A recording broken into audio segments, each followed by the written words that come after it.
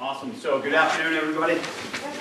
Thank you so much for sticking around. This is the time zone. That's the top one. And we're working on. It's actually feels like 4:06, right? So everybody's really feeling it, which is fabulous. There's 4 incredibly difficult times to do this work that I do speaking. One is too early in the morning, so I was psyched that this was an afternoon session. One is right before a meal, because you're the person keeping everybody from food. Once is right after a meal, because like people are excited, but biologically you're processing food, so you're like, I'm exhausted. And the 4th is, it's happened to me about 3 times, is after the audience has been drinking, ironically.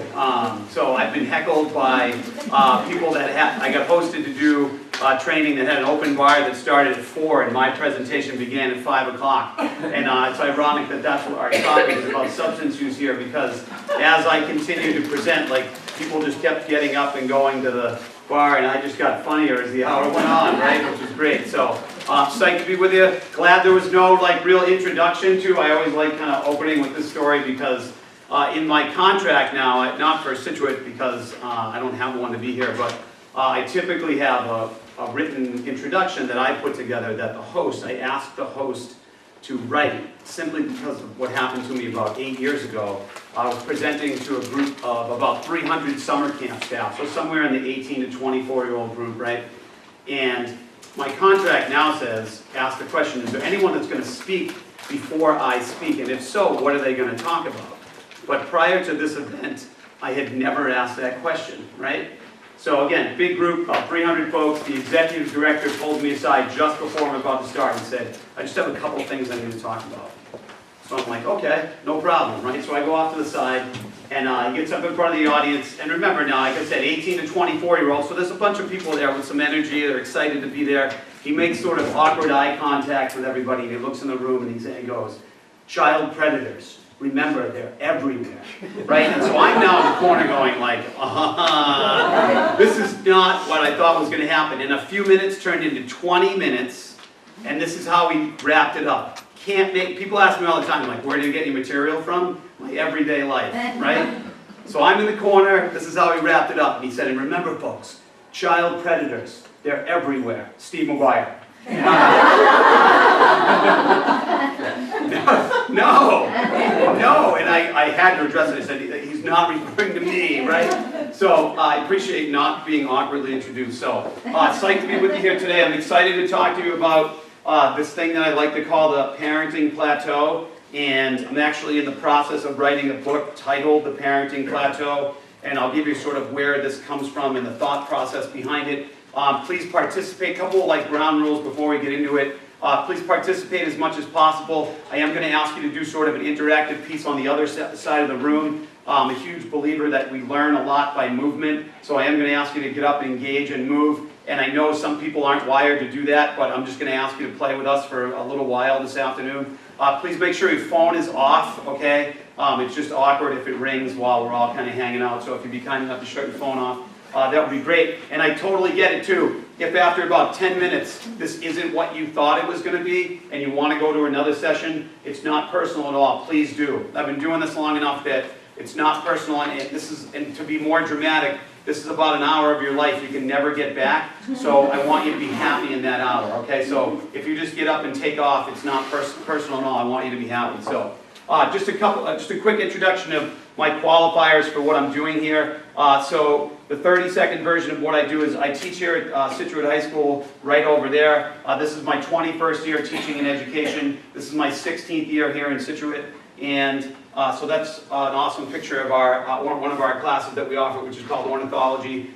This is us at Peggotty Beach doing our birding class. We're one of only 3 public schools in the country that offers a full 16-week course in biology of birds, which is pretty awesome. So I've been teaching for 21 years. I've been working, so when you work with kids for 21 years, you obviously work with their caregivers. And I'm just going to throw it out there, right, so hopefully no one's offended. I'm going to use the word parents, but you can replace it with caregivers, grandparents, whoever's in charge, okay? So please, that's kind of universal language, so don't be offended if you're officially not considered a parent, you're a caregiver. That's all sort of the umbrella of that. But you work with kids long enough, you work with their caregivers and parents as well. The last couple of years I've written a couple of books. This one's all about sort of school relationships, and the other one's all about summer camps.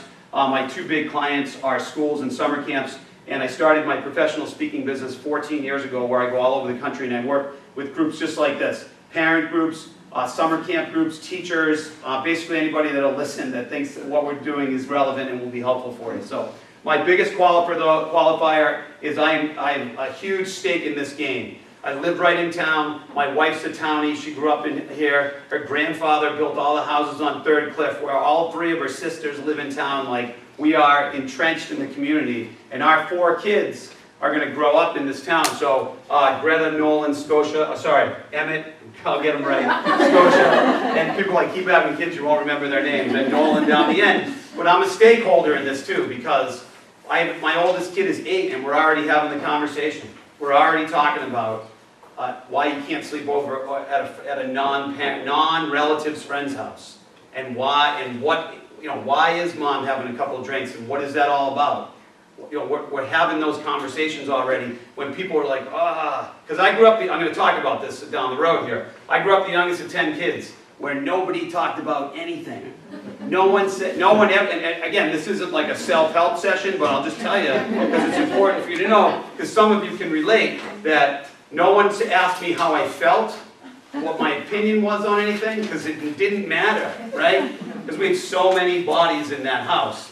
And so we're going to talk about sort of how we were parented and the way we were parented and the pieces that tie into that. So that's a little bit just of my introduction. Again, please participate here and now. If you have to be on your phone, and I saw some people doing this, which I thought was awesome. Like Anne-Marie was talking a little bit. If you want to jump on, because I know you're on Instagram and Twitter, some of you are diehard Instagram. You're sending out your teacher's name at 6 a.m. on August 20th this year, right? Like, people are like, how does he know that? Because that's what people were doing. So if you're on Instagram or any of these things and you're having a good time, feel free to send that stuff out. Take pictures of slides or anything else you feel like you want to do. But please participate as much as you can. So what are we sort of talking about, right? So in all the years of teaching and working with parents and working with kids, I can't tell you the countless number of kids that I've had as freshmen in high school that I see as a student, and I've had like conversations with them, conversations with their parents, conversations with other teachers. Like, this kid is unbelievable.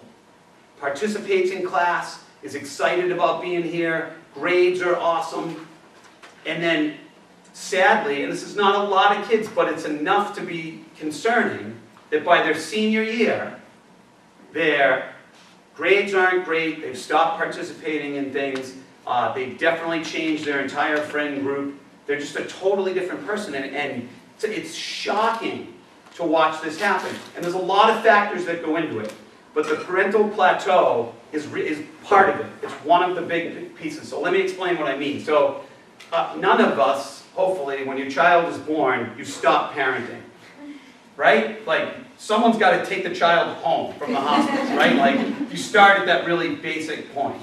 So we parent, and then at what point is the plateau? And we're going to talk about what does the plateau mean? The plateau means we stop asking kids about what their day was like at school. We stop eating dinners together as a family. We stop asking questions about where they're going. Because there's a difference between plateauing and then also just letting our kids go. And the earlier, and I've done some reading on this as well as kind of first-hand experience.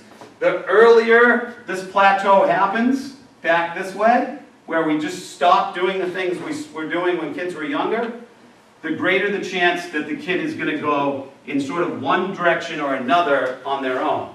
The longer this plateau maintains itself of us helping out and doing the work and doing all the things we're talking about, the greater the chance the kids are going to actually go in a direction we want them to go in. So I love the analogy because I see so many kids, again, not a ton, but enough to be significant that you're like, what happened? This is part of it. Any questions about this? I'm just curious if people are like, I don't get it. Anybody, any questions at all? So I think just big picture, kind of keep that in perspective about all the things we're going to talk about here are going to be helpful. Go for it. Does everyone hit one eventually? It's an awesome question. The super healthy place to end, it's like to sort of let that plateau go, and sort of the research talks about letting this go with kids is around that 18, 19, take a gap year, go to college, go to work, do something else. Yes. And it's an awesome question. But the earlier this happens, the earlier we just stop, the greater the chances are. And Anne-Marie talked about it. Anne-Marie talked about that sort of early age of substance use. It's not necessarily always substance use. It can be making poor choices and everything. So it's a great question, but definitely it's because we have to get to the point where we don't micromanage. And I know you know that too. We're going to talk about like what's the healthy point where I stop, right? Or at least I back off a little bit. We're going to get to it. Okay, so yeah, go ahead. Oh, sorry. So, first of all, you've gotten away from the dinners together as a family. How could you reel that in, or what's the statistics if you have like 2 dinners a week or your breakfast a week? Love it. Yeah, awesome. We're definitely going to get to it. But it's a phenomenal question. Because that one piece makes a huge difference regardless of age. Just a meal together. So I'll give you, like, we're in the weeds, right? There's no question about it. Like, we're there. But you don't have a choice. We're having dinner together, right? Like, no one's being like, Dad, I'm out of here. Where are you going to go, right? Like, we're in the weeds. But as your kids get older, obviously they get more independent. And it's an awesome question that we'll talk about as we look at it. All right, so I'm going to ask, oh yeah, go ahead, take it. One more question. Yeah. Does it count if the dinner is only with the mother and the kids because the father is always coming late home? Fabulous, good question. The more the family unit is together, the better in any format.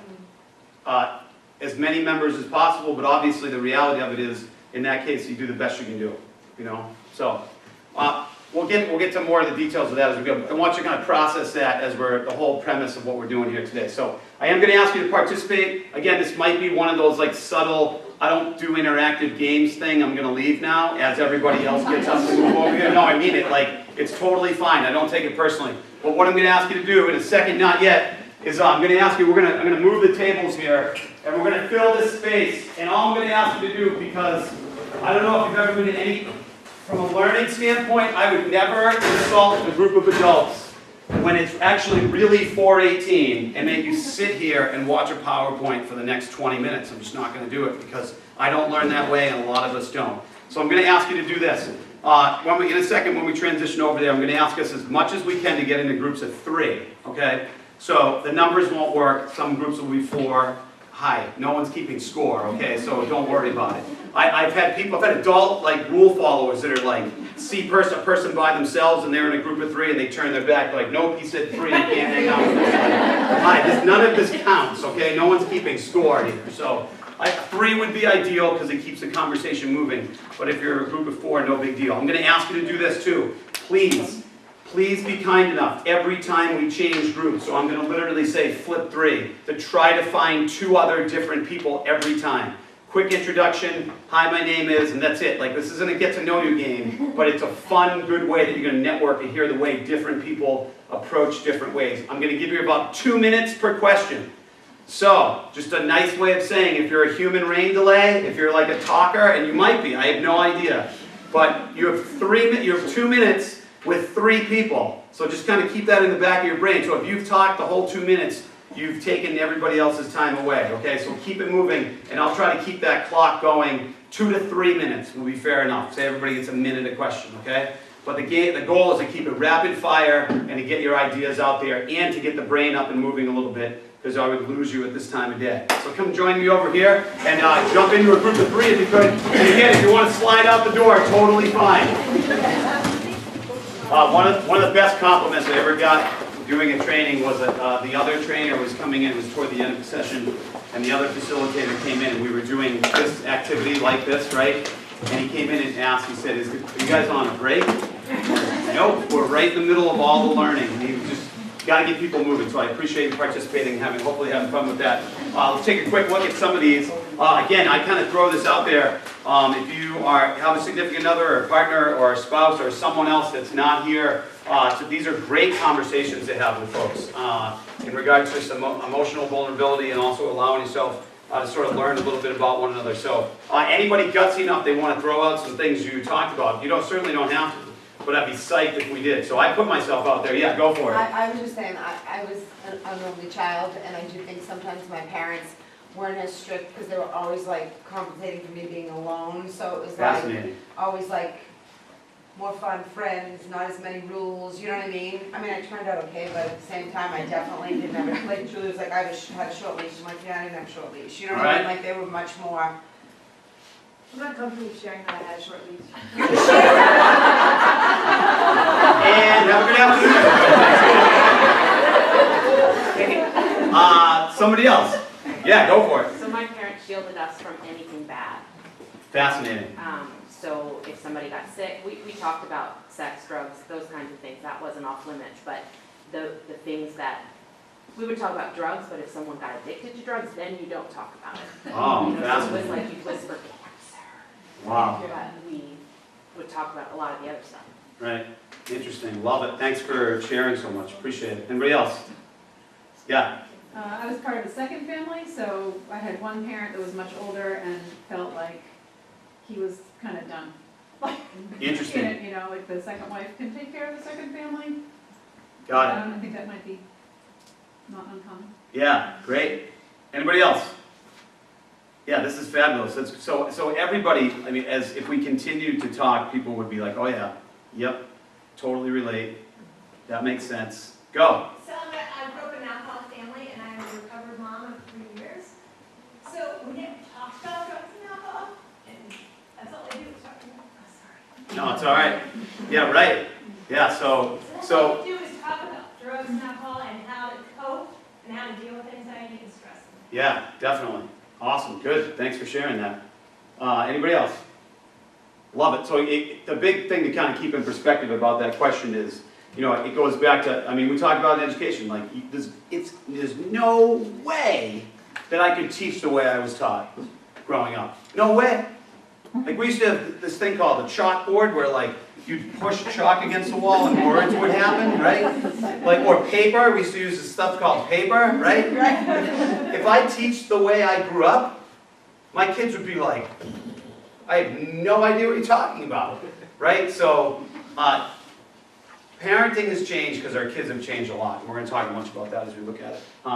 Love it. So the other one was, I'm just curious. We'll do show of hands. This is a way easier way to participate. How many of you parents, let's go, exactly the way you were parented? Okay?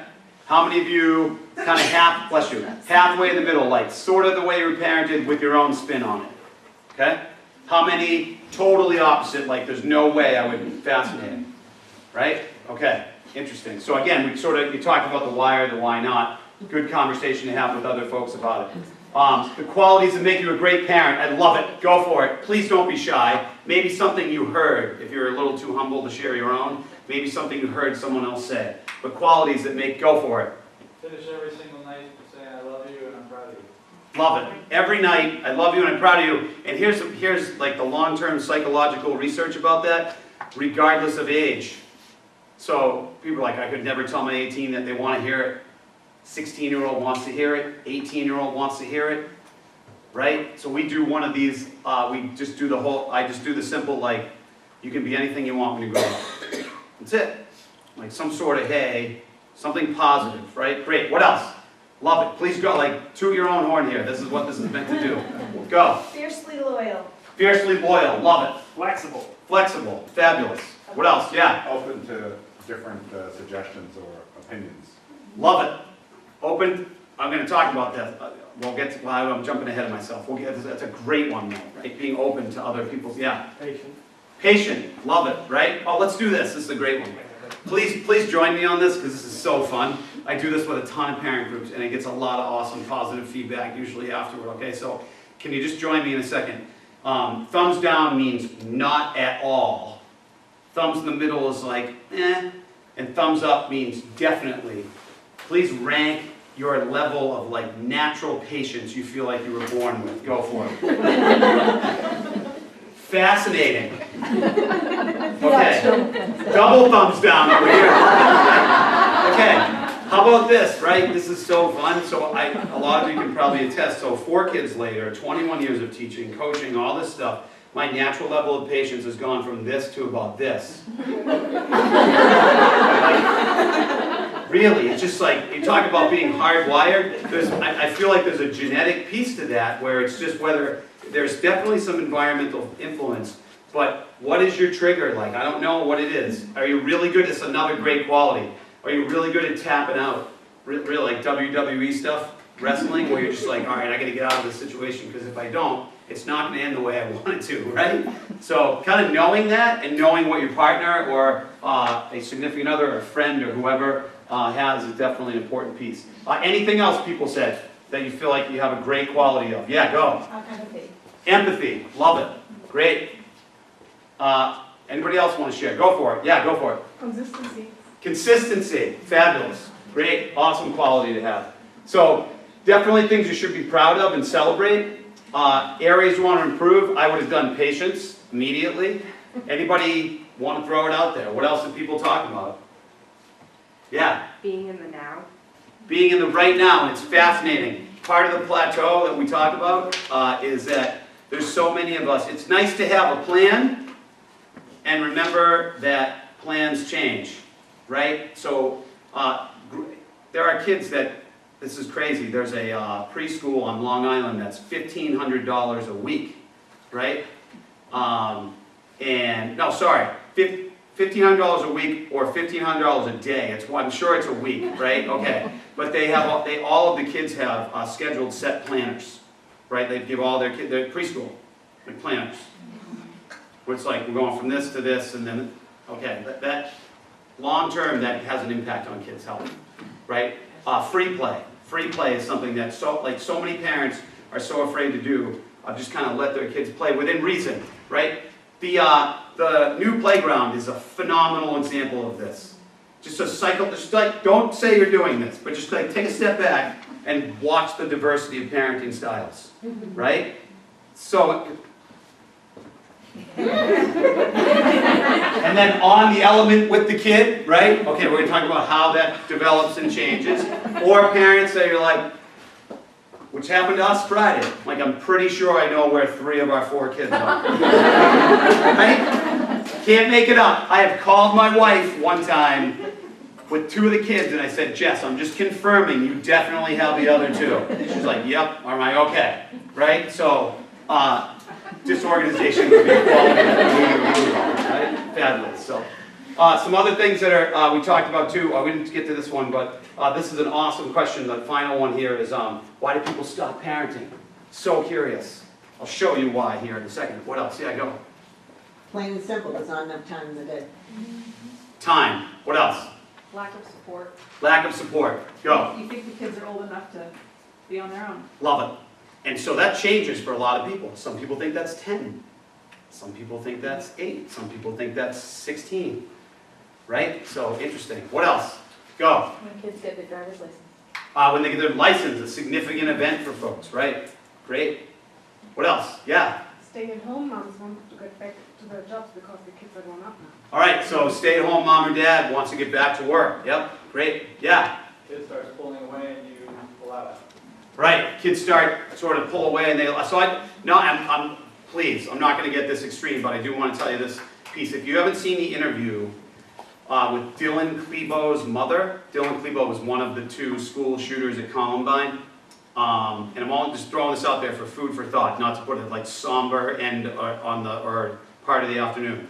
But the most striking part of that interview to me was she said that, because he had kept a really detailed journal of everything, all the stuff he was planning to do. And she said just around his freshman year of high school, and this happened his senior year, she just said, oh, I thought he was just up in his room writing and doing his homework. Like, so she just said, oh, he's all right. It's all good. I'm not going to check in. Right? And then, you know, we all know what happened. Not that I'm close to that's the extreme of what happens, but it's something to be aware of. I haven't heard it yet. Maybe I've heard it in a little bit of language, but people are tired. Right? So, okay, so youngest at 10. How many times, so my dad passed away when I was younger, so how many times did my mother go to any open houses? 0. She went to the first one when I was in kindergarten, and like, that was it, right? Because she's like, her philosophy was, if I don't hear from school, everything's great, right? So, love it. So, I love, people ask all the time, like, what was that family like? Ready? So we were asked to do a family portrait of our family growing up. first day of school. So everybody else had like a brother, a sister, a cat. They're, you know, one parent, two parents. Fabulous, right? So Miriam, me, Paul, Pat, Teresa, Colleen, Kevin, Maureen, my mother and my father, my brothers, Sean and Michael, who apparently are underground, right? And my sister Teresa, who's blue, right? So listen, I'm not a child art therapist, but there's a lot to analyze here, right? But the only reason I show this to you is like, my mother was exhausted. The last thing she was going to do was go out at night, first of all, and then secondly, to have somebody say everything's fine. And do you all have pits in your stomach? Like what? Oh, that's everyone's belly button, right? But I just show it to you because this is one of the biggest reasons why. Just literally physical exhaustion and not taking care of yourself. Right? So just something to keep in perspective sort of as we look at it, which is kind of fun. So very slidey, but totally fun. So I asked you like sort of what was it like for you growing up and what your sort of parenting style might be like. So there's a lot of stuff up here to let you absorb. I won't insult you by reading it, but you can kind of absorb this. And Anne Marie said she's going to be sending this stuff out. Yeah, if you want, people, I know some folks are taking pictures. You can definitely feel free to do this. But really interesting that after all is kind of said and done, you know, it's a great movie to watch. If you haven't seen it, like the movie itself is marginal, but the parenting style is awesome. It's with Emma Stone, and it's called Easy A. And I don't know if you've ever seen the movie, but you can kind of secretly watch it on your own. It's borderline inappropriate, but like it's definitely not a watch with your kids movie. It's not, listen, relax, it's not graphic or awful, but it's a really good, like, fascinating parenting style to watch. My wife and I watched it the first time, we're like, wow, I hope we can at least do half of what they do. Because it falls into really this kind of authoritative piece here. Relationship being reciprocal and responsive, and just there's a lot of communication, there's a lot of joy, there's a lot of fun involved in that. And it's just so interesting to sort of look at what, if I asked you, and I'm not going to, but if you had to sort of process on your own, okay, where do we fall into this? Here's the other thing too, is that there's a lot of change in this. You know, like so my oldest son is 8. He's only 8, but he's definitely getting the oldest child. My wife keeps going back to me, she's like, honey, he's only 8, right? And you forget that 8's a baby, but because he's the oldest, right? There's things that we say and do with him that we may not do, because I'll show you what I'm talking about here, which is great. So some of you have seen this commercial. This is fabulous. This sort of summarizes like the funniness of multiple parents or multiple children. Okay, here we go. So she is interviewing her first babysitter with child 1. All right, here we go. So you have 10 years experience? I do. But no PhD. I do have a master's in early childhood development. You don't mind if I just record this, do you? No. Why would I? Right? So you're like, first kid. First kid? Here's all the numbers, food's in the fridge. Oh, and Lucas likes to pull on jewelry, so you might want to loosen a nose ring. Second kid. Right? Like, and that happens sometimes from a parenting standpoint, like reaching the plateau a little early. Like people just get exhausted, right? You reach a point of, hey, how much more do I, or how much do I want to engage, and then what do I want to engage in? Ironically, Anne Marie was talking about the whole balance thing. We didn't even talk ahead of time, but how much involvement's too much? How much is too little? When can I start to let go? These are all questions I get all the time. Where does independence come in? When do I get a break? Right? I hope, please, if anything you take from this afternoon, let you celebrate the fact that you should ask that question. Totally healthy. Right? Because, I mean, anything, your kids, and as our kids as well, can be too much. Whether it's a great thing or not, but like just keep it in perspective, like we need a break also. And how does that get influenced with the facts piece and why we're here today, which is what we're going to get into. Super slidey, but love it. Ties really much into a lot of the drugs and alcohol stuff we were talking about, but the authoritative piece, which ties back to that first slide. The Journal of Medicine in 2016 found that teens whose parents were authoritative, that sort of balance, were significantly less likely to drink, smoke cigarettes, or use pot than teens whose parents were neglectful. Obviously, you're like, Steve, you're preaching to the choir, like we wouldn't even come. Like, you got the people in front of you want in front of you, and I agree. But big picture, it's something to kind of keep in perspective. Not total control and lacking warmth. So big picture, there's some research there that really supports that authoritative piece. I love this. The better the positive relationship of respect you build with your children early in their life, the greater the chances they'll respect themselves, you, and others down the road. It's interesting that if you have the, let's see, 10 to 16 or get a 10 to 18, sassiness is actually a good thing.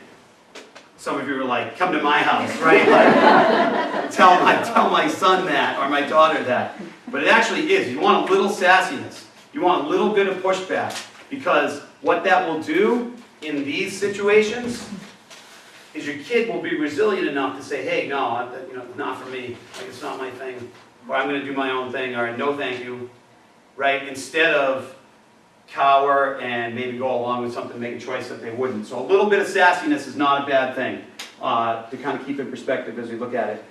This is for folks with mostly younger kids, but hang in there because you can appreciate this, folks with older kids too. Changing our time to kid time, everything takes longer. It just does, right? And if you add more children, everything gets, like, we're going to the playground at 1 means we're going to the playground starts at noon or 12:30. Because if we say 10 of 1, we're not there until 1:30.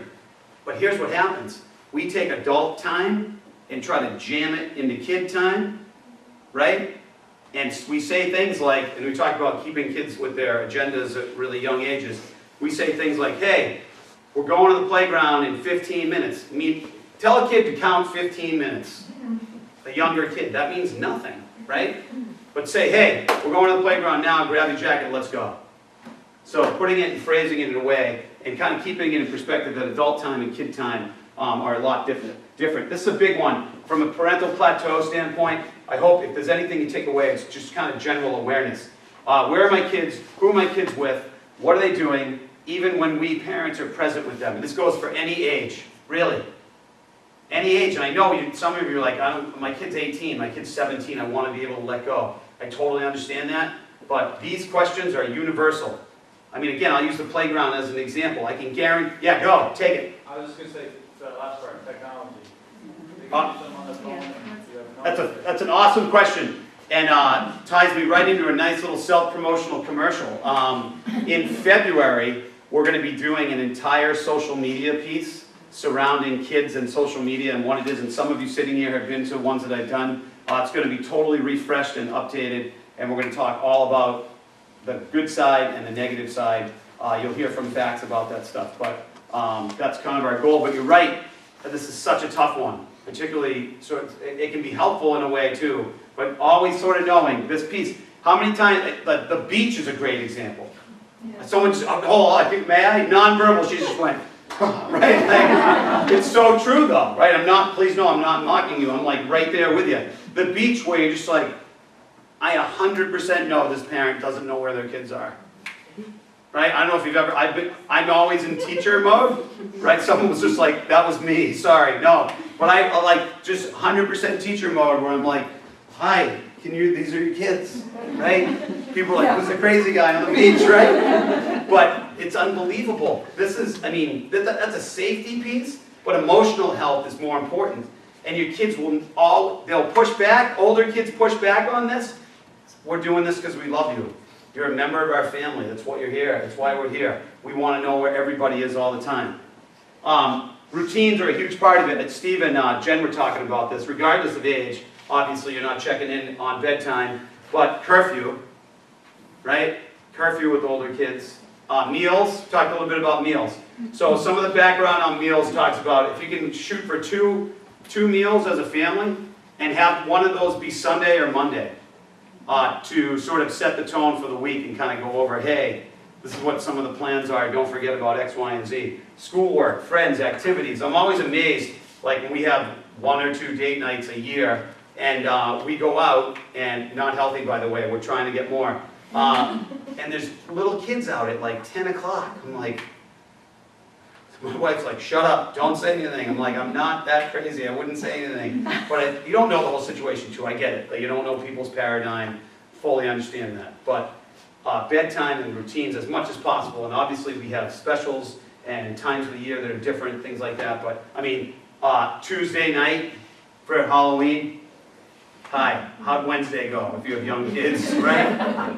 We were just picking up the emotional pieces. Is everyone, like, literally, like, gluing kids back together emotionally? It was rough. So, but these big pieces are super helpful with the plateau. Oh, I love this word. If you don't use the word because, this is really, I think it's a game changer when it comes to parental plateau stuff. All right, ready? Here we go.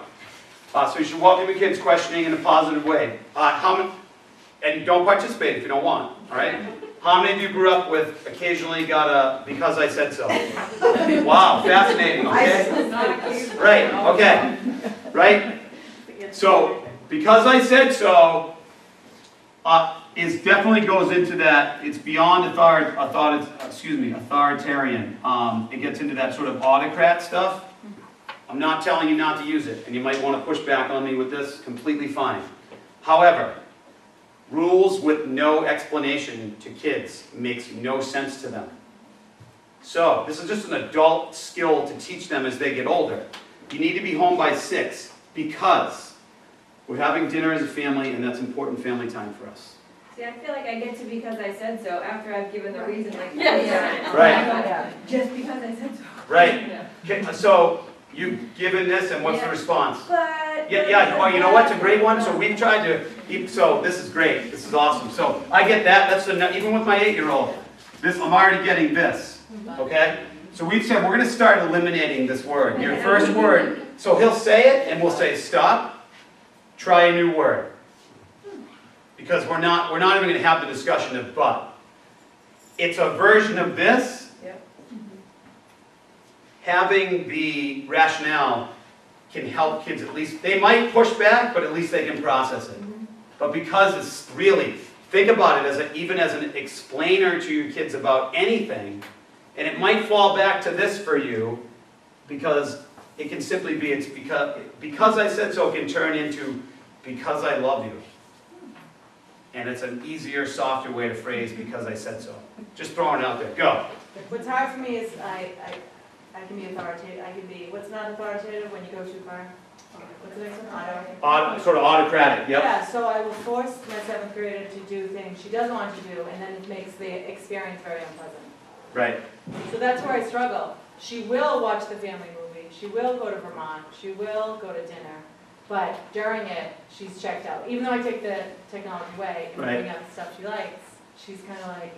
Yeah, and the tough part, so again, just trying to keep them as included in that piece as possible, because what happens is sort of the long-term implications, and Steve and Jen were talking about this here, the long-term implications kind of giving into that starts to really take a foot. I do give in sometimes. Yeah. Like, because I get sick of it. So right. Fine. Don't want yeah, it's a battle that you're like, all right, I'm gonna meet them halfway. Yeah. Right? I use that term a lot. If you don't use that term, it's a great term to use with your kids. Meet me halfway on this. Hey, so I need to be home by 6. Okay, we can do dinner at 6:30. That's good. But I'm meeting you halfway on that. But we're still all going to eat as a family. So a little bit of flexibility there, like this gentleman over here was talking a little bit about too. So role modeling, love it. Right? So role modeling, not just some things, everything. This is fascinating. So want to raise polite children, love it. Try adding words, please and thank you to your own vocabulary. So fascinating. Anybody have an Alexa in their house? Or like, you know what I'm talking about? Or a Google, right? Okay, let's see. Where is it? Some version of this, whether it be a dot or an echo or whatever, right? Okay. Phenomenal blog I just read about this, which we're going to talk about. Okay? So please and thank you. Kids learn that. The interaction with grown-ups. To treat everybody with respect, politeness. Chances are your kids do that. It's from Live Sciencing. Science is an awesome parenting series. Role modeling nonverbal with your kids as well. Right? Hey, your spouse says, my mom's coming over tomorrow. And your response is like, oh, great. Right? Sort of like an insincere, nonverbal happiness. Picked up on immediately. Right? Picked up on immediately from kids. Like it's amazing. So be aware of your nonverbal with this too. How funny are these? So these are great. But I just read an awesome blog and again, push back on this if you want, we can talk about it offline afterward. But there's a female voice all the time, and it responds to just commands, whether you say please or thank you. And what is that teaching our kids about the life skill? So I've written to Amazon already about trying to create a mode for their phone that is called polite mode. And it won't respond unless you say please or thank you. Because now you have 6-year-olds going, Alexa, Alexa, play this podcast. Alexa, cancel. Alexa, stop. And she, which it shouldn't be all the time, she is responding regardless of how you speak to her. Awful. Like people are like, all right, hippie, relax. Like, get But that's the reality of it. That's what's being role modeled for kids, right? Go. Siri was the same. When Siri came out and my kids started immediately doing all these pranks and stuff that their friends had all, Right. you know, into. But, right? I mean, you can change Siri's voice to a male, but like, still, you're just giving They're that. like abusive. Yeah, it is. So it's like, you're abusing an device. But then, there's some implications in the big picture of that too. Just a really tangible one. Again, you can push back on this offline. I just want to at least talk about it. Non-family member sleepovers are a big piece of sources for bullying and sexual abuse, and you're like, hold on, dude, calm down. But this is sort of national statistic stuff of kids learning, role modeling about different behaviors that we don't want them to learn. And we say non-family, and you can do whatever you want with this. But a lot of, people, it happens with family sleepovers as well, family members, cousins, whoever. But non-family sleepovers is something that is sort of come across universally as something that helps or hurts with the parental plateau from a role modeling standpoint. And then I'll just kind of finish with this. You can get the rest of the information from Anne Marie, but role modeling substances, and again, you're the only people that can answer this question, us included in our home. Do most parties you attend with your kids involve alcohol? How often do you drink in social situations? And if you get a babysitter, what condition do you return home in? So I teach high school kids, I just told you that. I hear stuff I don't want to hear. Not about like individual people, but like kids talk about, my babysitter, like the parents came home and they were wasted. And so that's immediately seen by those kids and they're having those conversations. Go. The other piece is too, if your child is babysitting, is that person driving your child home? Correct. So again, it's from you ask, what does that have to do with the plateau part of it? It's like, as we role model all of these things, this is the stuff that our kids pick up on too. So I'm super grateful that you decided to be here. I hope you got a little bit out of this. And again, thanks for a great day. Appreciate it a lot.